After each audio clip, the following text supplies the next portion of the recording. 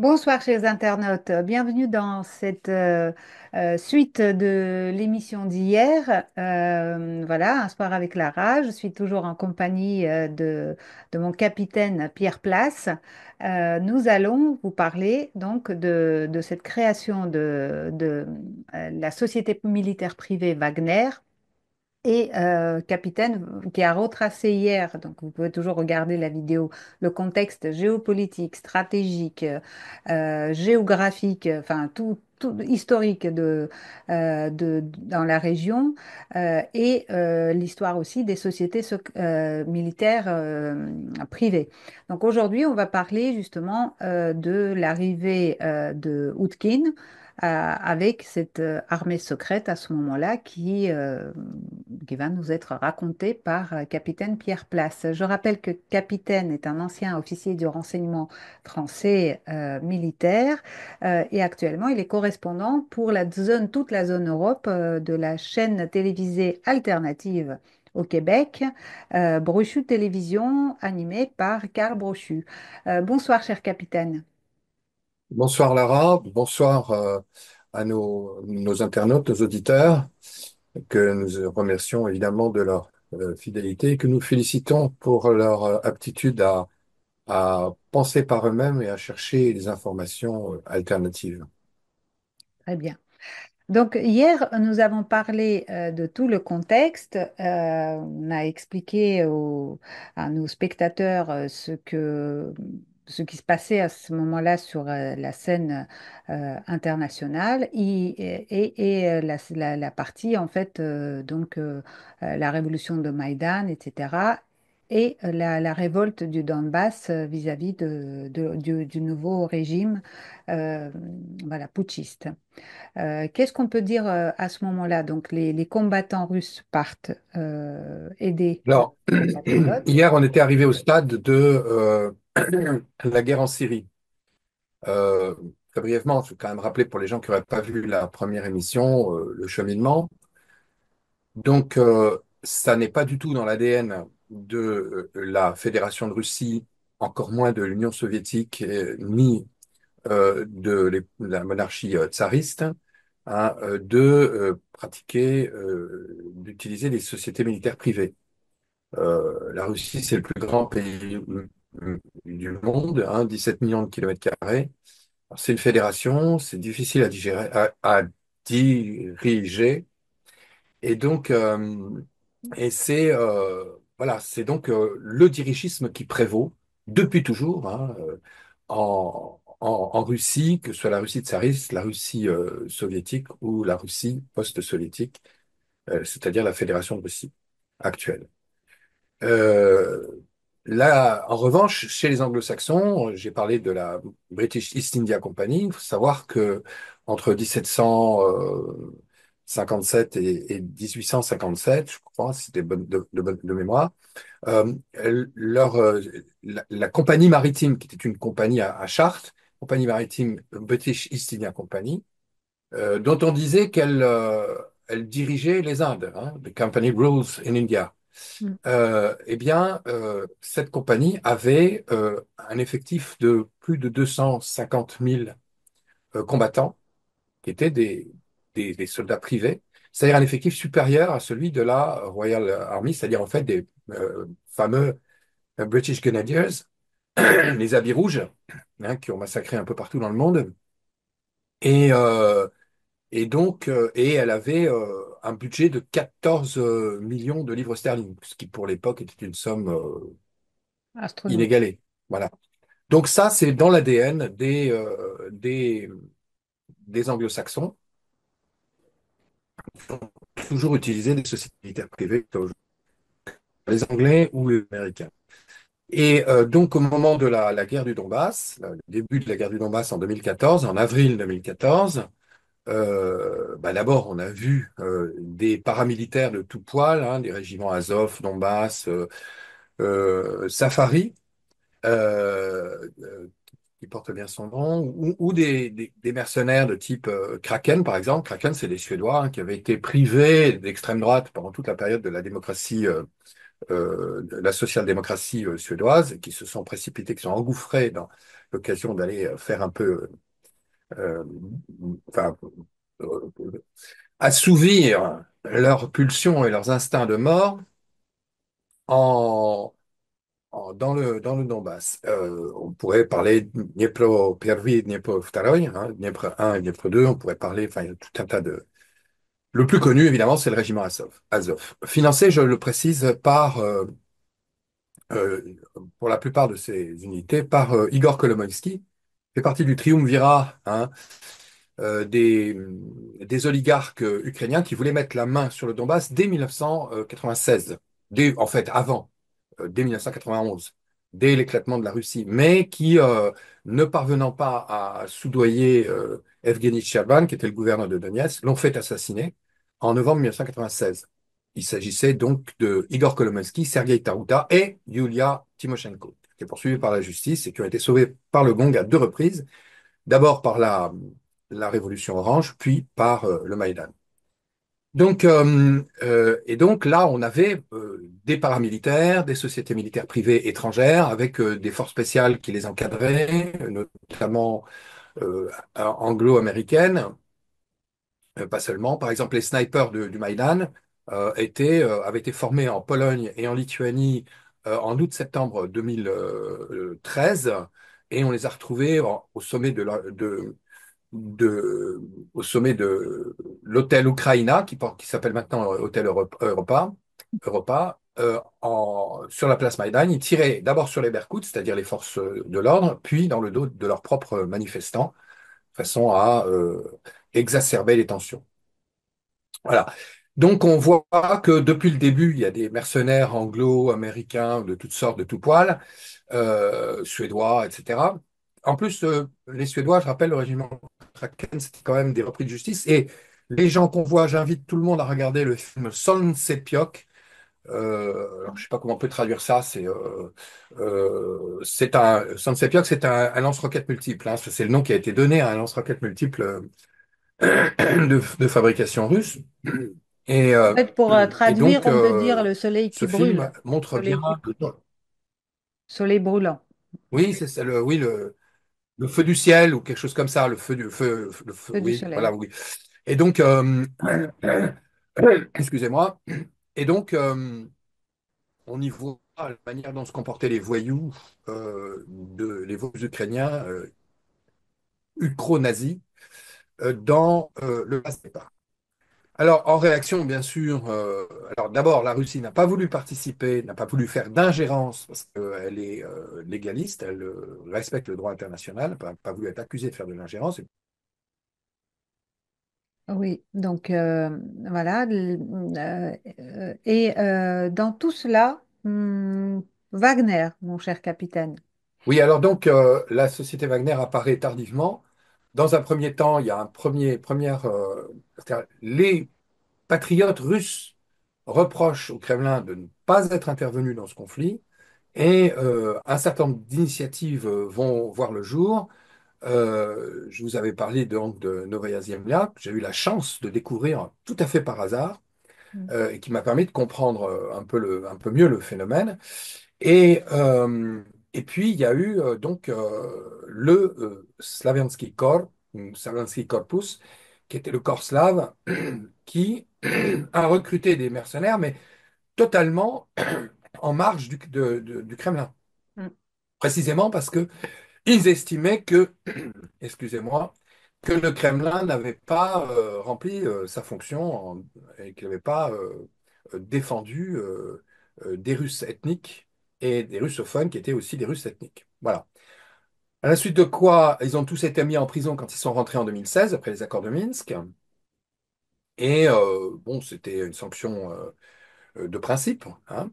Et Wagner a revu le jour, comme le phénix a pu renaître de ses cendres, mais en Afrique et au Moyen-Orient. En plus, elle était basée en Argentine. Et là, le patron de Wagner, qui était Dimitri Oudkine, a voilà, d'abord choisi ce nom de Wagner, probablement parce que, en tant que ultranationaliste, c'est un ancien des forces spéciales, comme beaucoup, hein, les gens qui vont là-dedans sont des gens qui ont une expérience militaire. Et il avait manifestement un tropisme germanophile, on va dire, pour rester poli. Ce qui existe partout, hein. Il y a des gens partout dans le monde. Il y a même il y a des nazis en Thaïlande. C'est pour vous dire, hein. Je veux dire, ça fait rigoler, mais voilà, c'est comme ça. Et donc, euh, Ça a été le point de départ de Hugo Wagner. Et là, de la nouvelle société militaire privée appelée Wagner. Et là, eh ben, ils étaient engagés, ils ont été sollicités en Syrie, ils ont participé au combat en Syrie, puisque quand la Russie est intervenue en Syrie, ce qui n'était pas le cas en 2014. À ce moment-là, ils se sont aperçus que c'était pas si facile parce qu'on changeait de nature, le combat a changé de nature. On était dans un conflit de très haute intensité avec des moyens très importants, notamment en termes de missiles, par exemple. Ils ont été victimes d'une frappe de missiles particulièrement sévère qui a tué d'un seul coup une centaine de combattants de Wagner. On était arrivé là hier quand on a dû interrompre Mm. la, la vidéo. Alors là, que s'est-il passé? Eh bien, on a, comme je l'ai dit, hein, comment, Prigojine avait été sollicité par euh, euh, le président Vladimirovitch Poutine, qui était Prigojine était son Un homme de cuisinier, son confiance, chef oui. de cuisine, et son ami. Mm. Et donc, il avait pris le contrôle. Et à ce moment-là, donc, les gens de Wagner se sont mis sous la protection de l'armée russe, parce qu'effectivement, sans renseignements électromagnétiques, sans renseignements satellites, sans la couverture euh, anti-aérienne, anti-missile de la Russie, bah, ils risquaient effectivement, ils n'avaient pas les moyens d'engager des unités dans adverses dans le cadre d'un conflit de haute intensité. Alors ensuite, évidemment, ils ont À ce stade, basculé. cher Pierre, j'ai une question à ce stade. Jusqu'alors, quels étaient les moyens de la société Wagner, c'est-à-dire quel était le modèle économique, tout bonnement, de cette Ils étaient société privée? financés. Alors, ils avaient été financés par divers oligarques Mhm. qui n'étaient pas forcément favorables au Kremlin, il faut le savoir, D'accord. Mm. même plutôt hostiles pour certains d'entre eux. Mais qui trouvaient leur intérêt à récupérer. Ils étaient payés en diamants quand ils étaient en pierres précieuses, en minerais hein, quand ils étaient en Afrique. Et évidemment, au Moyen-Orient, ils étaient payés en pétrole, hein, directement, en nature, en quelque Mm. sorte. En fait, Mais c'était du business. c'est pas le sujet qui nous préoccupe vraiment, à mon avis, hein, qui doit nous préoccuper. Enfin, si, puisque Prigogine a pris le relais. Oui, eh ben, Il justement, a... de toute façon, au moment où il prend le relais, on parle déjà d'une société russe. Donc en fait, tout le monde suppose que c'est une... Non? Oui, oui, oui, tout à fait, tout Il y à a de fait. Oui, ils l'ingérence sont en quelque identifiés, sorte notamment en militaire russe. Centrafrique, mais aussi Oui, au Proche, au Moyen-Orient. Ils sont identifiés comme une société russe. Et voilà. c'est tout le problème, c'est que jusque-là, ben, ils sont indépendants. C'est vraiment une société privée. Mm. Ça ne dépend pas du Kremlin. Le C'est très Kremlin important de le échappe au rappeler à ce moment. contrôle du Kremlin. Mm. Enfin, moi, c'est ce qui ressort de mes propres investigations. Mais maintenant, je ne suis pas infaillible, hein, je peux me tromper, mais moi, tous les éléments dont je dispose me permettent de dire que le Kremlin n'était pas à la manœuvre. Le Kremlin a profité très probablement surtout en Syrie, mais moi, je pense que déjà en Syrie, on était dans une phase de récupération, de reprise de contrôle d'une société russe qui faisait en fait du tort à la réputation de la Russie, puisque la Voilà, Russie c'est ça se que je débrouille voulais toujours pour entendre. être Oui. légaliste, Mm. pour rester dans le droit international, et qu'elle ne voulait pas être accusée d'ingérence nulle part, Voilà, ni dans le Donbass, c'est tout à fait ça, ni en Afrique, ni au au Moyen-Orient. Moyen-Orient. Mm. Moi, c'est tout- tout- toute l'analyse enfin, les recherches que j'ai pu faire me font vraiment penser que le Kremlin n'était pas à la manœuvre. Mm. bien sûr, je serai contesté hein, sur Très ce bien. sujet, Non, hein. non, non, mais Il y a bien sûr des gens pour me enfin, dire non, sinon, non. sinon, mais Voilà. encore une fois, comme dans tout, posons-nous la question, pourquoi alors devoir placer un homme dévoué à soi si jusqu'alors c'était déjà une affaire Oui, qui parce que donc, Prigogine, avant ça, il bah, n'avait jamais, nul. il n'a jamais eu d'antécédent de ce type. Oui. Et tout d'un coup, voilà, il apparaît dans ce dispositif, alors que c'est un proche du président de la Fédération de Russie. Mm, Donc, moi, pour moi, ça a toutes les caractéristiques d'une reprise de contrôle. Mais vous allez voir, ça ouais, va beaucoup plus loin. C'est pour ça mm, que je suis quand même assez sûr de ce que je dis, vous allez voir. Alors donc, ils vont ensuite rebasculer dans le Donbass. Alors c'est intéressant parce que au départ, je rappelle, ils avaient été sanctionnés au retour du Donbass. Là, mm, c'est le contraire, on les renvoie dans le Donbass. C'est-à-dire qu'on ne veut pas d'eux en Syrie, par exemple, et puis on va les utiliser. Mais on va les utiliser, la bataille, qui est connue, hein, tout le monde le sait, la bataille qu'ils ont menée de manière victorieuse, avec des moyens qu'on leur a donnés qui étaient des moyens importants. Ils avaient des moyens qui étaient. Ils choisissaient leur type d'armement, ils choisissaient leurs équipements, et c'était payé, rubis sur l'ongle, hein. Donc ils avaient, ils avaient notamment en matière de communication, par exemple, hein, des moyens que les autres n'avaient pas.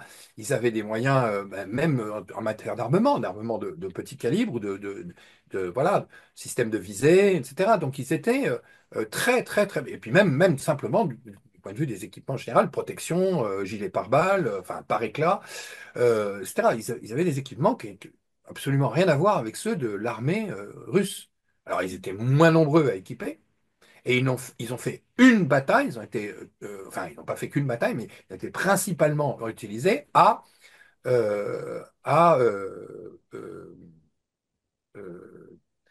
Bakhmout. Bakhmout qui en russe s'appelle Artyomovsk, hein, je mm. précise. Bakhmout, c'est le nom ukrainien.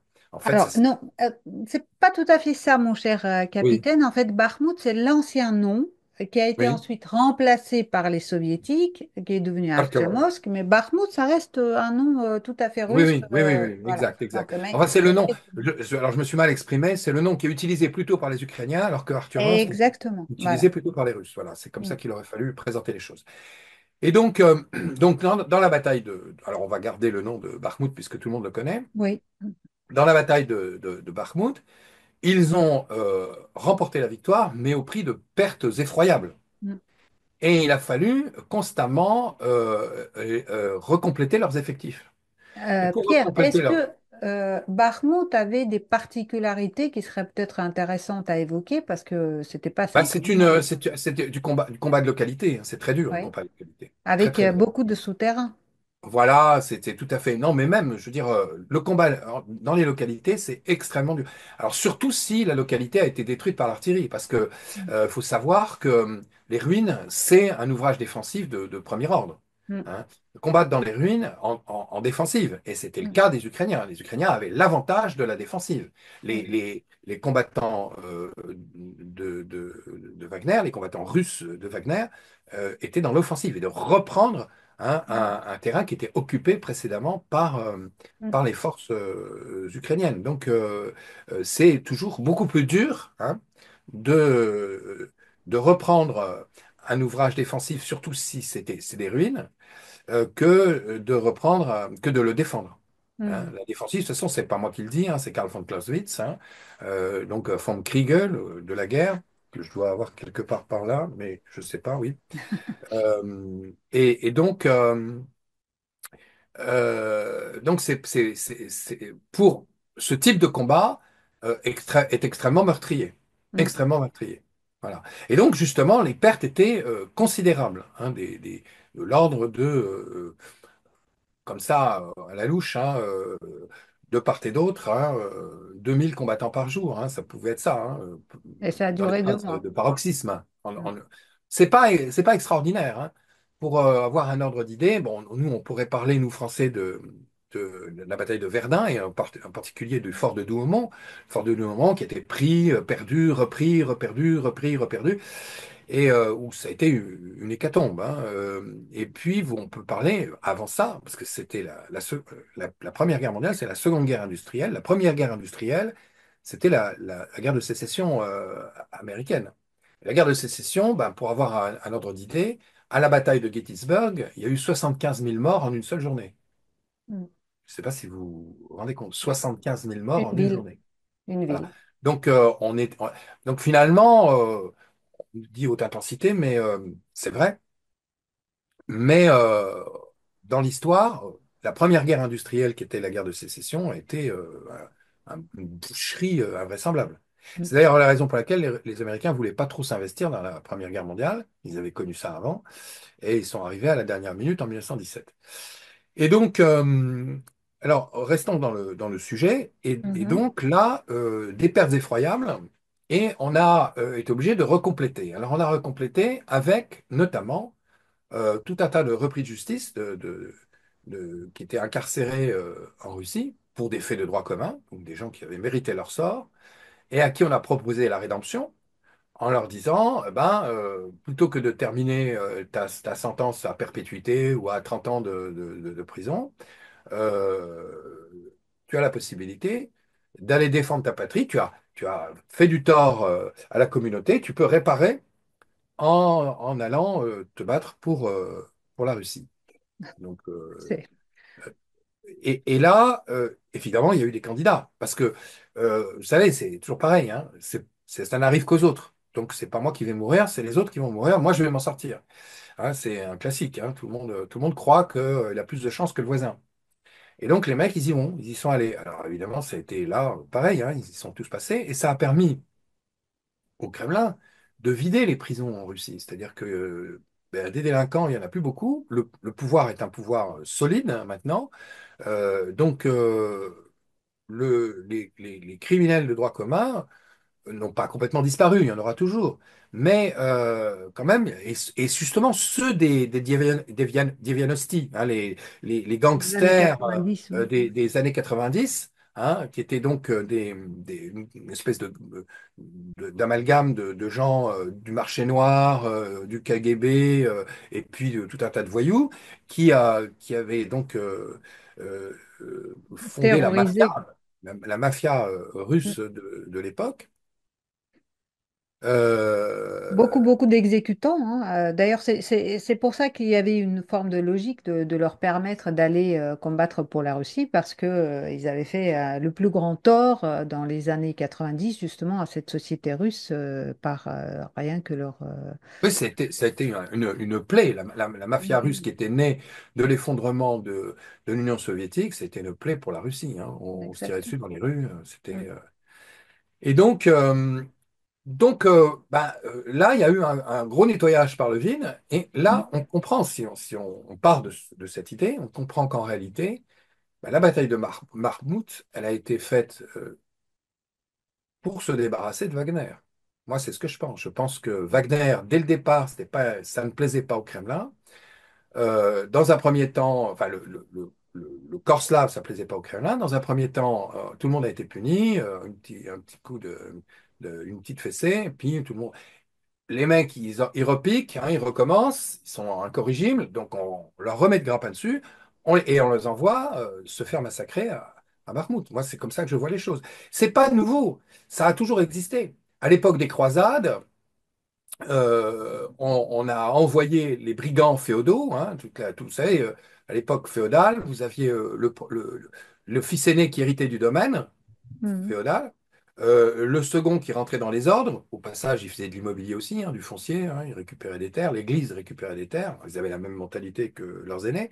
Et puis le cadet, il avait rien. Alors qu'est-ce qu'il faisait? Il essayait de se tailler un fief à la pointe de l'épée. Mm. Et donc, ça a donné, dans toute l'Europe, hein, une espèce de phénomène de brigandage féodal, mafieux. Hein. Alors, on offrait la protection aux paysans, mais c'était c'était une protection de type mafieux. C'est-à-dire que vous êtes à Miami, vous avez monté un restaurant, puis vous avez des mecs qui débarquent, des gros, gros balèzes, et puis ils disent, voilà, il faut nous donner une petite enveloppe, là, la redevance. Hein. Mm. Sinon, et on protégera ton Contre les restaurant. malfrats comme nous. Voilà, le restaurateur refuse et dans la nuit, son restaurant, il brûle. Mm. Ah, il fait jouer l'assurance dans un premier temps, il reconstruit tout, et puis de nouveau, il y a des gens qui arrivent qui disent, t'as vu, la dernière fois, ton resto, il a brûlé. Si tu veux pas que ça arrive, nous, on peut te protéger. Ben, mm, le système féodal fonctionnait comme ça. C'est-à-dire qu'en fait, on protégeait des féodaux, protégeait les villageois contre d'autres féodaux. mm. Et à ce titre, il les réduisait en état de servage, avec l'interdiction de quitter le territoire du fief, hein. Voilà. Alors, bon, hein, c'est pas génial. Mais ça a toujours existé. Alors, on s'est débarrassé de ces brigands féodaux en les envoyant, par exemple, en Palestine pour faire les croisades. Pardon, monsieur, je suis confus, j'ai garé mon briquet. On a aussi tendance à jouer avec le feu. Google, qui est une création de la CIA. L'équipe de Géopolitique Profonde vous donne le meilleur de l'actualité brûlante. Mais en échange, on veut un geste de votre part. Merci de ce geste d'amour, on vous le rendra. Ravi.